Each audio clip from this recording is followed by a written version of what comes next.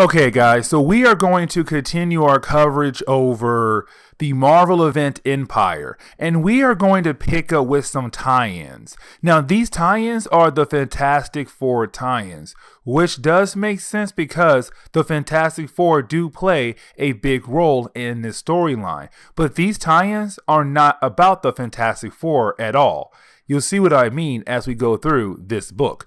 But the Fantastic Four tie-ins are really not important for the Empyre event.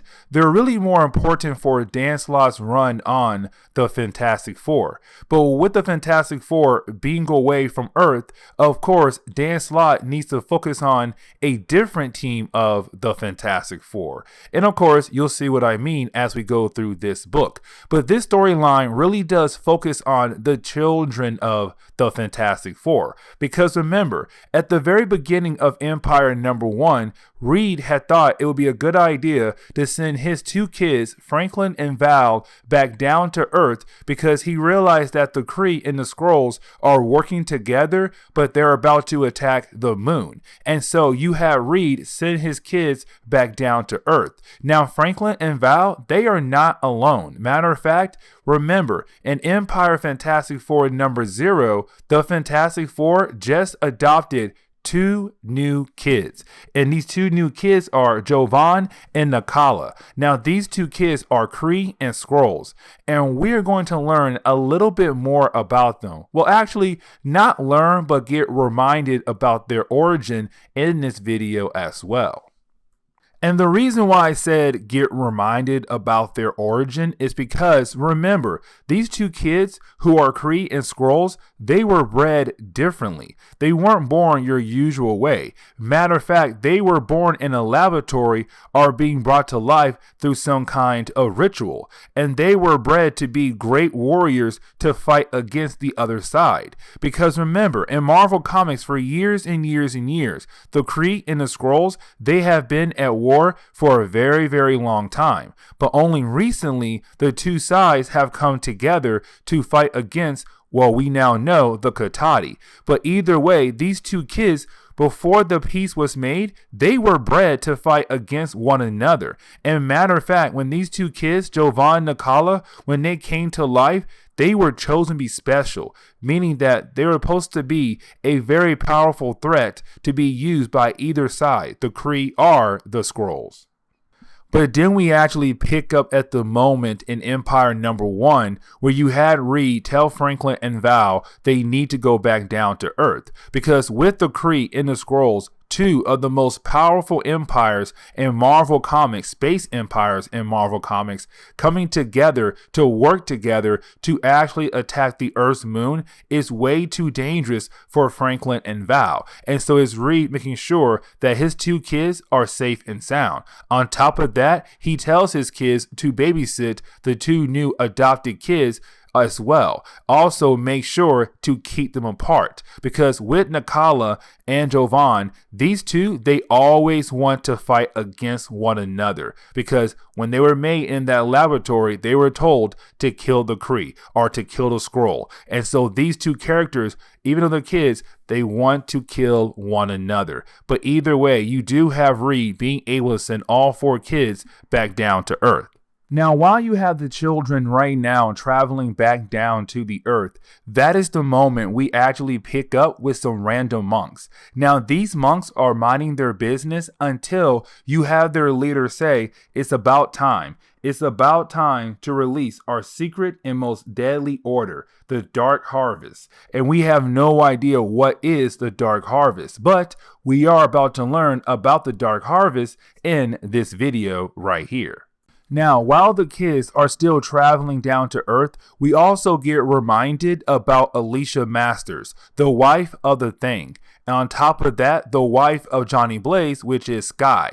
Now remember, Sky comes from a different planet. And the reason why her and the Human Torch are married is because on Sky's planet, there is a device that helps people find their soulmate. And of course, she found her soulmate, and her soulmate was the Human Torch.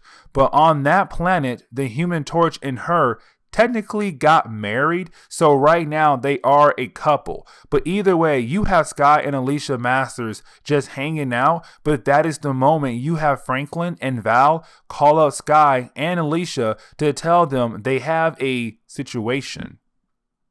And the problem is that when it came to the kids traveling back down to Earth, Jovan and Nakala couldn't stop fighting one another because they were bred to kill one another. They're both Kree and Skrulls. They were made to kill one another. But with their fighting, it made the ship crash right in the middle of the city. And so now you have people just freaking out while these two kids are fighting against one another. And these two kids, they're not trying to just, fight to fight. They're trying to kill one another. And so you have Franklin Richards say, I'll try to stop them, but we need some backup. We need some help. And that is the moment you have Val run into her dad's lab to turn on a device.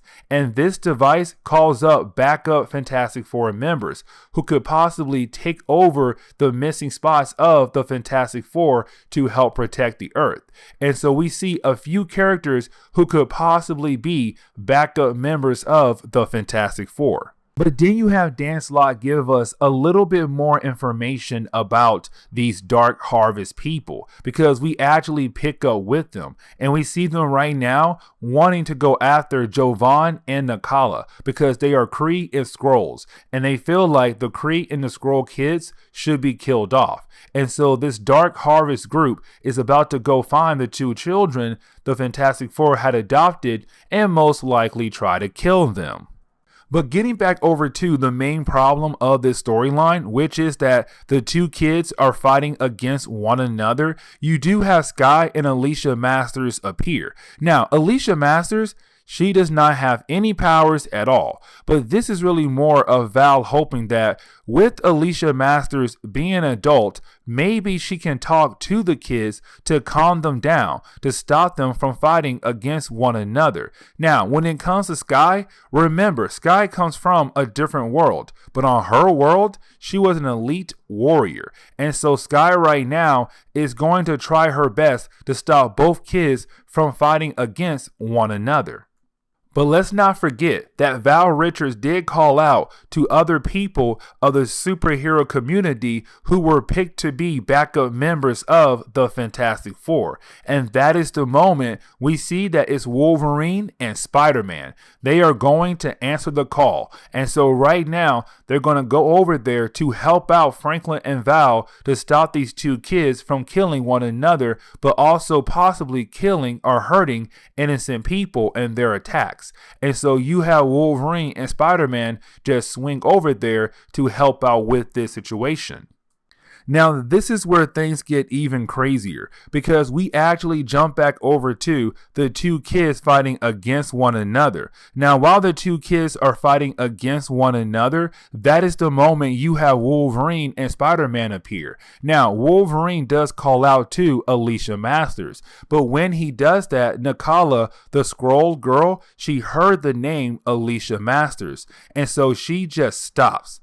Just like that, because apparently she knows Alicia Masters, even though Alicia Masters has no idea who in the world Nakala is. But either way, Nakala is excited to see Alicia Masters, and so she runs over to her. But here comes the big problem though, because right now, Nakala, she does not look like a Skrull. She changed her form to look like a tiger. And so she is running towards Alicia Masters. And to Wolverine, he must use his claws to stop this tiger. And so he stabs Nakala. Wolverine basically stabs a kid. It is really messed up. It is so messed up. Now, when we jump into the next chapter of this storyline, we actually do pick up with everyone freaking out that there could be a possibility that Nakala could possibly die because she was stabbed by Wolverine. Now, There is also a moment that is really messed up where you have Jovan kind of at first feel very bad that Nakala is about to die or possibly die in the arms of Alicia Masters, but then he reveals that he's really upset that she is going to die, but not by him, by Wolverine. To him, he is the one that should be the one to kill her. Not Wolverine, but him. And so he's all like, if she's still alive, then I can finish the job. And if I do it, that means she died by my hands, not Wolverine. And so he does try to attack Nakala even though she's dying in the arms of Alicia Masters. Now Wolverine grabs him, but it's kind of like, dude, you need to relax and chill. Now Spider-Man is freaking out because his spider sense is going off. It's telling him danger is nearby, but he has no idea where the danger is coming from. But that is the moment he meets Sky. Now, this is also hilarious because Spider-Man and the Human Torch, they're best friends. And so you have Sky tell Spider-Man, oh, hi, I'm Sky. I am Human Torch soulmate, his lover, his wife. And you have Spider-Man like, wait, what? What did you say?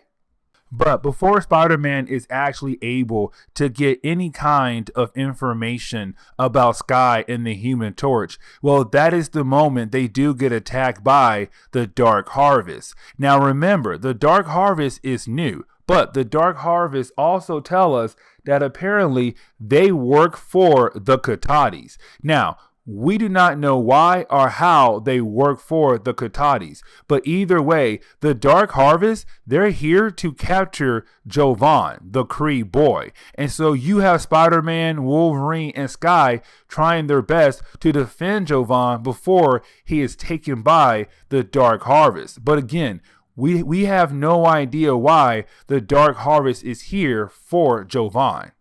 But then we jump inside the home of the Fantastic Four, where we actually pick up with Franklin, Val, and Alicia Masters trying to save the life of Nakala after being stabbed by Wolverine. But of course, they also hear the commotion going on outside, and so they know that Spider-Man, Wolverine, and also Sky, they need some backup right now. But the problem is though, the machine Val used earlier to call up backup members of the Fantastic Four, it only worked for Spider-Man and Wolverine. And so you have Val say, listen, they need help now. The other backup members, they're not coming. And so with that being said, you have Val reveal that her father made a device that will basically change the appearance of someone when they use it. And so right now, you're going to have Val and Franklin change their appearance to look like other heroes from the superhero community. Now, when we jump back over to the battle outside, we actually see Dark Harvest being able to grab Jovan. And when they do, the priest of this group basically says that when it comes to Jovan, he holds the memories of past soldiers who were known to be great warriors for the Kree in his mind. So that means he knows a lot of different things about the Kree because of those soldiers, especially one soldier, which is Captain Marvel, the original one who was better known as Marvel. Captain Marvel learned about the Omni-Wave projector that can send thoughts to all Kree soldiers across the universe, a way for them to communicate, but if used by someone outside of the Kree, they could possibly use that weapon to kill all Kree soldiers across the universe. But now they have to find out where the device is at, and it seems like Jovan may know where it is at. Now, once Dark Harvest was able to capture Jovan, they then go inside the home of the Fantastic Four to hopefully capture Nakala as well. But when they get inside the home of the Fantastic Four, here comes the big problem. No one is there at all. And so you have Dark Harvest wonder, where in the world could Nakala be at? But that is the moment they are confronted by the Hulk and Ghost Rider. Now we are left to believe that Hulk and Ghost Rider just answered the call late when it came to Val Richards calling for help, and so now they're just arriving. But then you have one member of Dark Harvest tell us that something is off when it comes to the Hulk and Ghost Rider. But you didn't have the Hulk punch one of the guys through the wall to show like, hey, this is the Hulk. this is Ghost Rider. You should be very scared because if they're here, that means you are about to lose and you do not want to lose right now. So you're better off to retreat before getting your butt kicked.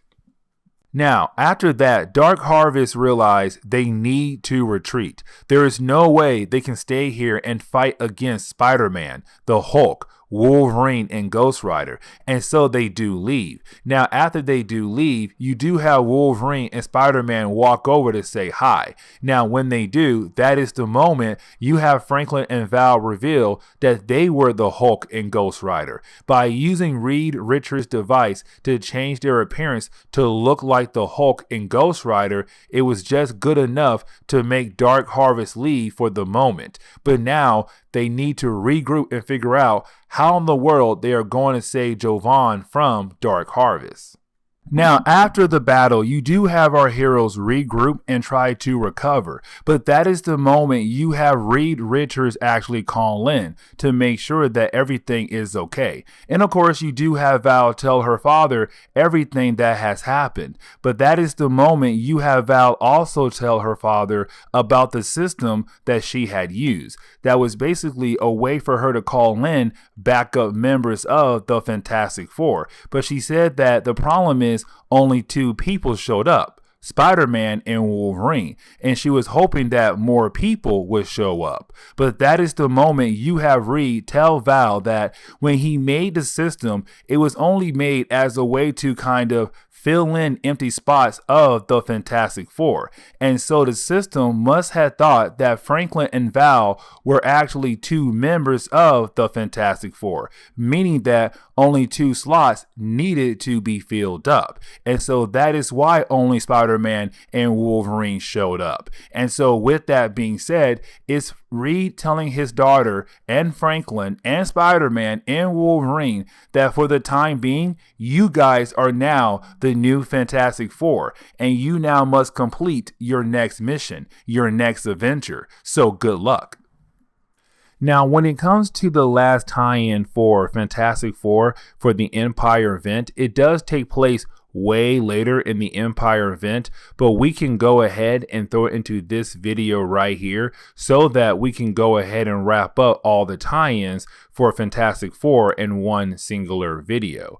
But with that being said though, we actually pick up in the middle of New York. Now at this point in the Empyre event, the war between the Cottadis, the Kree, and the Skrulls, it now takes place on Earth. They're no longer fighting on the moon. But with that being said though, you do have some innocent people freaking out because they're worried that there is a possibility they could get hurt because all of these aliens are fighting against one another in the middle of the city. Now that is the moment you do have the new Fantastic Four appear to protect the innocent people. And once they have done all that right there, you didn't have Valerie as a Kree and Skrull soldiers if they have seen Jovan. And of course they say no. But they do say that they did see some members of Dark Harvest right now hiding out or attacking some building down the road.